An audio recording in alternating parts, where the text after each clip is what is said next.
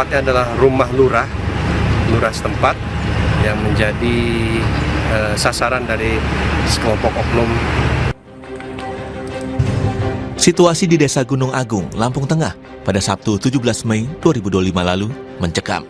Sekelompok orang membakar rumah dan kendaraan milik lurah di Desa Gunung Agung. Pembakaran rumah ini dipicu lantaran masa emosi karena ada warga yang tewas dibunuh oleh kerabat lurah.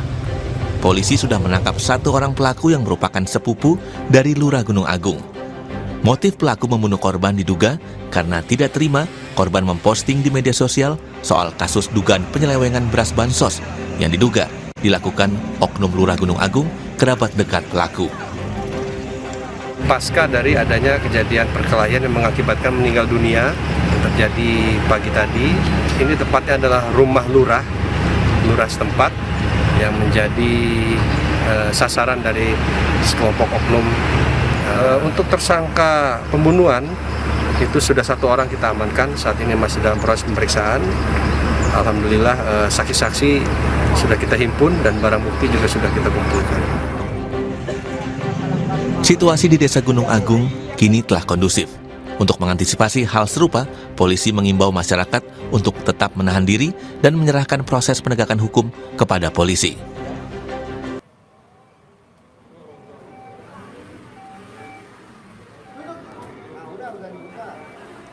Inilah detik-detik petugas Damkar Jakarta Selatan yang berusaha membuka pintu lift untuk mengevakuasi 5 anak dari dalam lift di tempat ibadah di kawasan Kebayoran Baru, Jakarta Selatan. Peristiwa bermula saat kelima anak hendak beribadah, namun tiba-tiba lift bermasalah. Kelima anak di dalam lift akhirnya berhasil dikeluarkan. Tidak ada korban luka dalam insiden ini.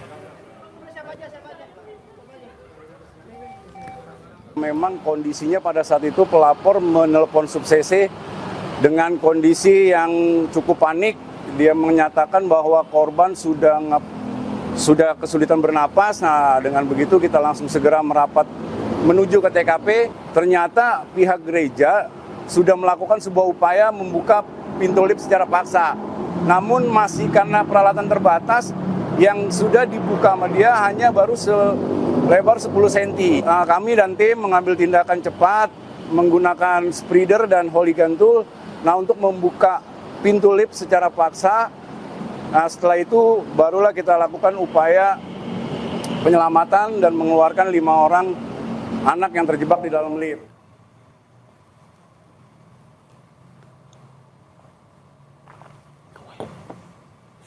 Dalam rekaman CCTV ini terlihat ambulans yang membawa pasien tiba-tiba keluar jalur dan jatuh ke belakang rumah warga. Sopir hilang konsentrasi karena pasien rujukan dari Puskesmas Wajo itu berteriak kesakitan saat hendak dirujuk ke rumah sakit. Warga sekitar langsung mengevakuasi pasien tersebut menggunakan mobil bak terbuka menuju RSUD Palagi Mata. Pasien dan tenaga medis tidak mengalami cedera akibat kecelakaan. Kan pasien kesakitan di belakang, jadi semacam hilang konsep, ketegangan teriak katanya sakit-sakit. Jadi Pak sopir mungkin balik ke belakang sedikit, ternyata tidak, ya namanya kesalahan tidak disadari itu mobil sudah menyamping dan kebetulan ada jurang kecil ya sudah banyak mungkin sudah ikut masuk sedikit sudah.